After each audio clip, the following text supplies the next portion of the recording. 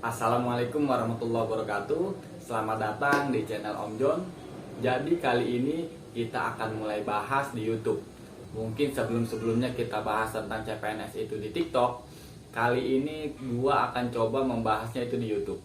Ya, kenapa? Karena di YouTube ini durasinya itu bisa panjang, juga sebagai memperluas sharing-sharing gua tentang CPNS Kemenkumham. Nah, belakangan ini kita sudah dapat yang namanya surat keputusan tentang pelaksanaan SKD atau seleksi kompetensi dasar. Nah, hari ini kita akan bahas, kita akan buka, kita akan kupas isi-isi dari surat keputusan tersebut. Ya, kita langsung aja. Oke, pastikan kita semua sudah memegang filenya ya. Nah, yang belum punya filenya, kalian bisa klik link di deskripsi. Pengumuman nomor Sek KP 02.01/720 tentang pelaksanaan seleksi kompetensi dasar calon pegawai negeri sipil Kementerian Hukum dan Hak Asasi Manusia tahun anggaran 2023. Menindaklanjuti dan seterusnya tentang hasil verifikasi sanggar seleksi administrasi CPNS Kemenkumham tahun 2023. Bersama ini disampaikan informasi terkait seleksi kompetensi dasar atau SKD calon pegawai negeri sipil CPNS Kementerian Hukum dan Hak Asasi Manusia tahun 2023. Kita masuk ke poin yang pertama. Pelamar dengan nomor registrasi dan nama yang tercantum dalam lampiran pengumuman ini merupakan pelamar yang akan mengikuti seleksi kompetensi dasar atau SKD dengan CAT pada waktu dan tempat pelaksanaan sebagai terlampir. Oke, jadi ketika kita buka websitenya csn.kemenkumham.go.id, kita akan melihat beberapa link yang isinya adalah file-file ya. Entah itu ada file pengumuman, juga ada file-file lampiran. Ya, lampirannya itu biasanya daftar peserta per kantor wilayah. Ya, entah itu kantor wilayah Aceh atau DKI atau Banten dan seterusnya, itu semuanya ada di websitenya csn.kemenkumham.go.id.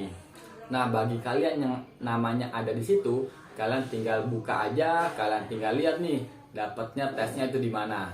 Ya, per kantor wilayah itu belum tentu di area wilayahnya sendiri. Contoh kantor wilayah Banten atau Kemenkumham Banten itu ada di Serang, tapi pelaksanaannya itu di Tangerang. Ya, jadi kita pasti dulu lokasi tes kita itu di mana.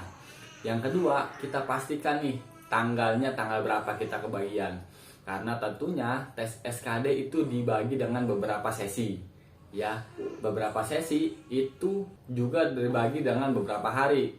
Kita lihat dulu nih, kita dapat hari apa, tanggal berapa, jam berapa, itu kita pastikan dulu. Ya, kita lanjut ke poin nomor 2. Pelamar yang tidak hadir sesuai dengan waktu dan tempat pelaksanaan yang telah ditentukan dengan alasan apapun dinyatakan gugur. Ya, jadi banyak yang bertanya, gimana sih kalau kita SKD-nya itu hari Selasa kebagiannya, tapi kita datangnya hari Rabu karena Selasa ada kepentingan A, B, atau C. Itu nggak bisa. Ya, kalian akan langsung dinyatakan gugur. Jadi, kita harus pastikan datang sesuai jadwal. Begitu juga dengan sesinya. Ya, misalnya hari Senin, kita dapat sesi pertama yaitu pagi. Nah, kita bisa datangnya siang. Itu bisa atau enggak? Itu nggak bisa. Ya, jadi pastikan kita itu bisa datang sesuai dengan waktu yang ditentukan. Oke, kita lanjut ke poin nomor 3. Pelamar tidak diperkenankan mengubah atau mengajukan permohonan perubahan waktu dan tempat pelaksanaan SKD yang telah ditentukan oleh panitia dengan alasan apapun. Ya, jadi kita tuh nggak bisa ngajuin nih mau tesnya di mana atau tesnya kapan, itu nggak bisa. Ya, jangan mengajukan hal-hal seperti itu ke panitia, itu percuma. Lalu kita masuk ke poin nomor 4. Nah, ini penting banget. Pelamar yang akan mengikuti SKD wajib membawa A. Kartu peserta ujian. Ya, jadi yang pertama itu kita harus download dulu tuh kartu peserta ujiannya di SSCSN kemarin. Ya, nantinya di situ ada pilihan untuk cetak atau print kartu ujian peserta. Nah, itu yang harus kita bawa ketika SKD nanti. Itu yang pertama. Yang kedua adalah dokumen identitas kependudukan berupa KTP ya atau IKTP ya. Itu cetakan ya, asli, nggak boleh digital Ya, jadi kita harus lampirkan itu. Atau, nah ya, ini harus perhatikan nih. Atau kartu keluarga asli, ya, yang sudah barcode. Jadi kakak-kakak yang terbaru itu biasanya sudah ada barcode-nya. Oke, jadi yang kalau masih tanda tangan itu nggak bisa. Jadi silahkan perbarui dulu. Dan atau surat keterangan pengganti KTP asli atau surat keterangan telah mengajukan perekaman data kependudukan asli atau biasa kita sebut dengan surat keterangan perekaman iktp. Ya, jadi apakah kita bawa KTP, KK dan surat pengganti KTP itu enggak? Yaitu pilih salah satu aja. Karena di sini tulisannya adalah atau, ya, KTP atau KK atau surat keterangan pengganti KTP. Ya, jadi silahkan bawa salah satunya aja. Nah, buat kita yang daftar di luar domisili, itu kita harus bawa surat keterangan domisilinya. Ya. Terus selanjutnya yang kita bawa adalah alat tulis pribadi berupa pensil kayu. Nah, apakah pulpen nggak boleh? Itu pulpen nggak boleh. Ya, kita hanya boleh membawa pensil kayu. Ya. Nah, nantinya untuk kertas itu biasanya disediakan oleh panitia.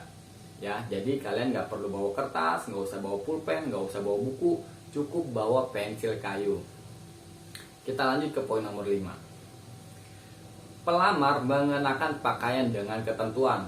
Nah, untuk pakaian ini kita itu sudah diberikan ketentuan. Ya, jadi kita nggak bisa datang dengan bebasnya menggunakan pakaian apapun, lengan panjang, lengan pendek itu kita nggak bisa milih. Ya, karena di sini sudah ada ketentuannya. Yang pertama, kemeja lengan panjang berwarna putih polos tanpa corak. Ya, ini menggunakan kemeja lengan panjang ya. Cewek, cowok itu sama. Menggunakan kemeja putih, lengan panjang sampai pergelangan pastinya berkerah. Ya, seperti orang mau melamar kerja itu biasanya menggunakan kemeja putih, lengan panjang, polos ya, tanpa corak. Yang kedua, celana panjang atau rok berwarna hitam polos tanpa corak, bukan jeans. Ini menggunakan celana bahan ya, celana bahan berwarna hitam polos tanpa corak, dan itu nggak boleh jeans. Ya, kalau yang nggak punya kita bisa pinjem tuh, entah itu ke saudara, entah itu ke teman atau ke siapapun yang bisa kita pinjemin. Ya. Lalu jilbab berwarna hitam polos bagi yang menggunakan jilbab.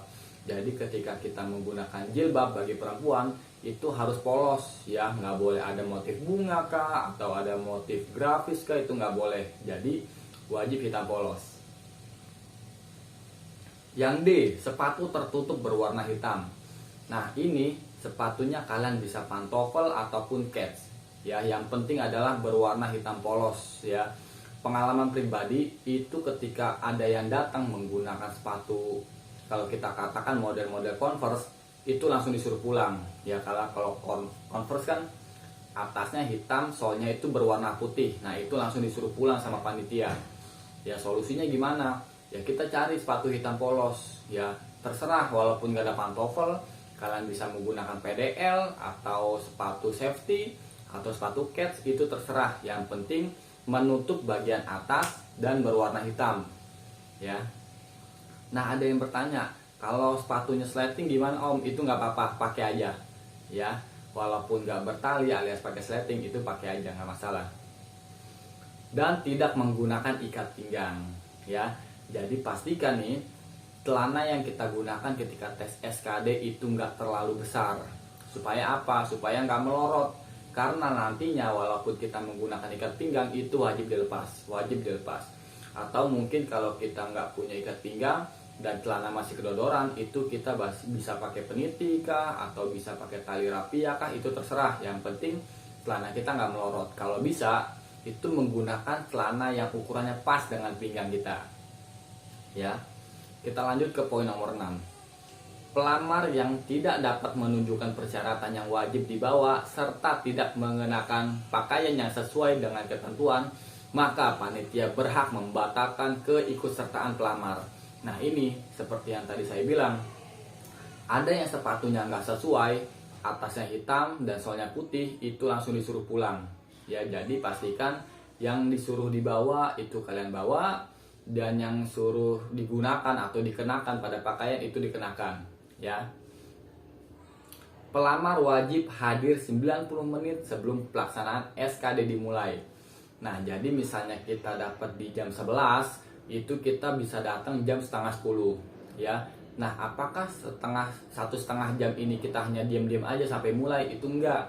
Ya, nantinya kita akan dicek pakaian kita, nantinya kita akan ada periksa badan, ntar juga ada verifikasi, ya. Jadi kita pastikan dulu bisa datang 90 menit lebih awal, ya. Dan jangan sampai terlambat,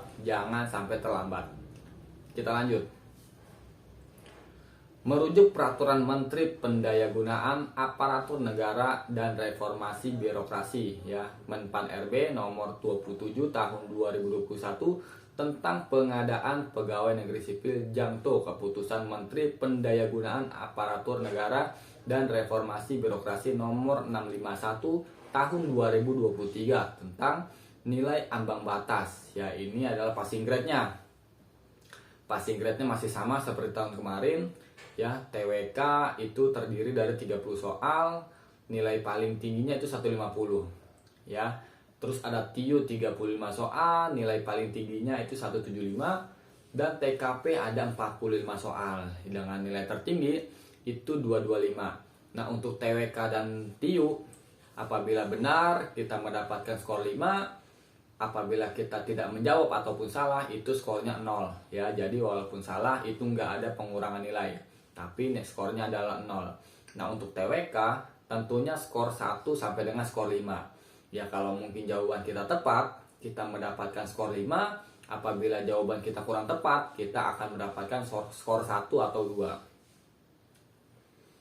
Nah, ini adalah passing grade kebutuhan umum, ya. Kita masuk di kebutuhan umum. Karena kita mendaftar sebagai penjaga tahanan, kita masuk ke yang poin A nih. Nilai TWK paling rendahnya adalah 65. Ya, artinya passing grade-nya itu 65. Di bawah itu kita akan nggak passing grade dan kita otomatis TMS, ya. Karena ini ada ambang batasnya. TWK-nya 65, TIU-nya 80 dan TKP-nya 166. Kita baca lagi yang bawahnya. Kesalahan dan kelalaian dalam membaca serta memahami pengumuman menjadi tanggung jawab pelamar. Nah, jadi kita pastikan nih, kita baca lagi ketentuan, aturan yang harus dilakukan oleh pelamar. Ya, jadi jangan sampai kita gagal oleh kesalahan kita sendiri. Nomor 12, seluruh tahapan pelaksanaan kegiatan seleksi pengadaan CPNS Kementerian Hukum dan Hak Asasi Manusia tahun anggaran 2023 tidak dipungut biaya. Ya, setiap tahun itu sama sekali nggak ada biaya apapun. Ya, pernah ada yang nanya, gimana SKD-nya bayarnya bisa pakai QRIS gak? Saya nanya lagi, emang bayar? Ya, karena nyatanya itu nggak bayar. Mungkin kalau kita daftar di zaman-zamannya COVID, itu kita mungkin dibutuhkan namanya apa waktu itu ya? Antigen, ya. Karena itu zaman COVID, kita wajib membawa antigen. Nah, untuk saat ini kita tidak diwajibkan, ya. Jadi cuma kartu peserta, KTP dan alat tulis berupa pensil. Nomor 15, pelamar dapat melaporkan pengaduan terkait adanya kecurangan. Nah, misalnya kalian melihat kecurangan, ya, atau mendengar kecurangan dengan bukti, pastinya kalian bisa menghubungi nomor di poin 15 ini, ya.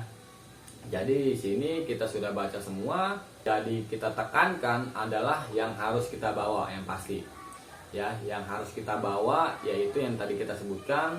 Lalu jangan sampai kita telat, ya. Itu yang harus kita tekankan. Jangan ada yang telat. Yang wajib kita bawa jangan sampai kita tinggal. Untuk pakaian jangan sampai nggak sesuai, ya. Dan kita nggak boleh datang selain dari jadwal yang telah ditentukan. Ya, jadi misalnya ada pertanyaan, kalian bisa tanya di kolom komentar. Mungkin kurang lebihnya seperti itu. Semoga apa yang saya sampaikan ini bermanfaat untuk kita semua. Assalamualaikum warahmatullahi wabarakatuh.